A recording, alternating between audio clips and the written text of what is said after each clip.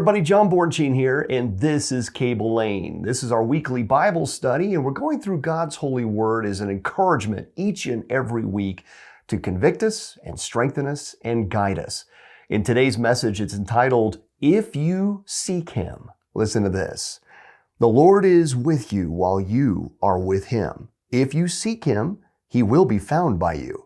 But if you forsake Him, He will forsake you. Now, this is a common theme throughout God's holy word.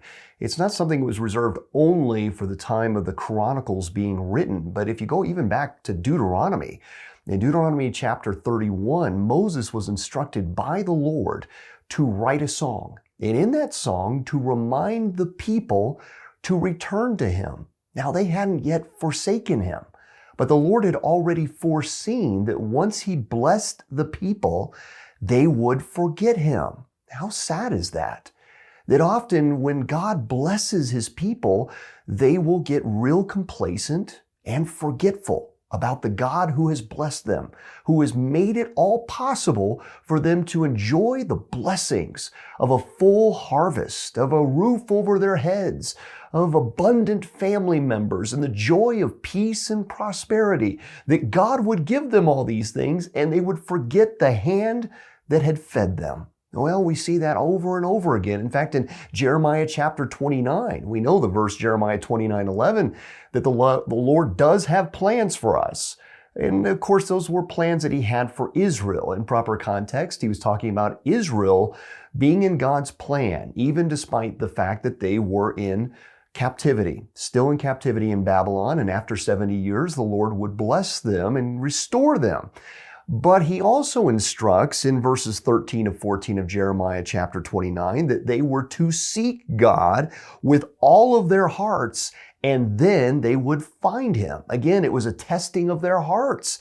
Truly, were they seeking after God, or were they just seeking the bountiful blessings of God? There is a difference. One is about the motive of the heart. Were they seeking only for their own gain, or the side that the Lord really wants, which was, were they seeking the presence of God? Did they just want fellowship with the Lord? Did they delight their hearts in the things that delighted God's heart? And that's really the test for all of us. And so we find that this is quite a common theme. And we see that in Moses' writings also in Psalm chapter 90. I'm taken to Genesis 28 though. Go back to Genesis chapter 28 to 35 and you'll find the story of Jacob. And Jacob had been instructed by God to come back to Bethel. That was called the house of God. And that's where He met with Jacob. And Jacob promised he would come back to that place. But Jacob got busy. And then life got full. He had children to tend to, wives. He had all sorts of things that were demanding of his attention. And he kept delaying and delaying to going back to the presence of God, to the place where he knew he was supposed to be. So it took him 22 years between those few chapters to finally make his way back to Bethel.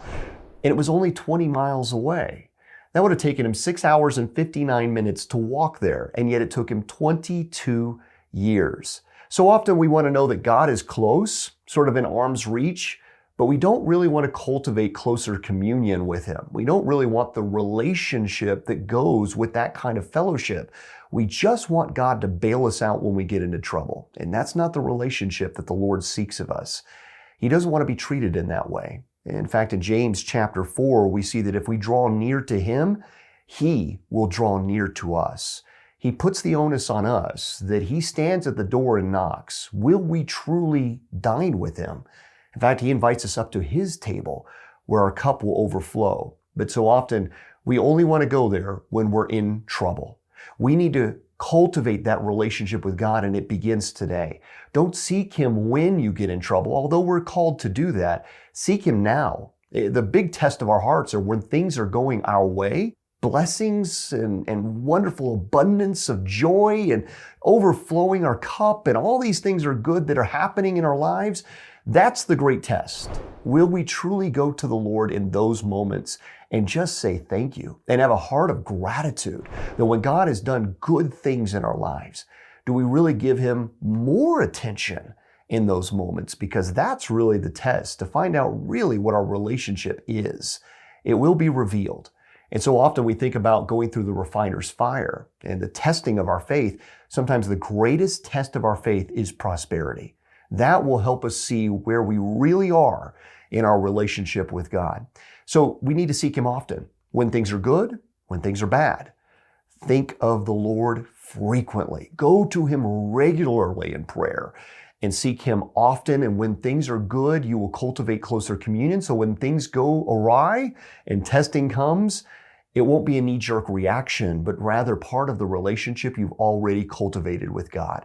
Listen to what Henry Blackaby says on this. He says, do you say you want to experience God's presence while your actions reveal otherwise?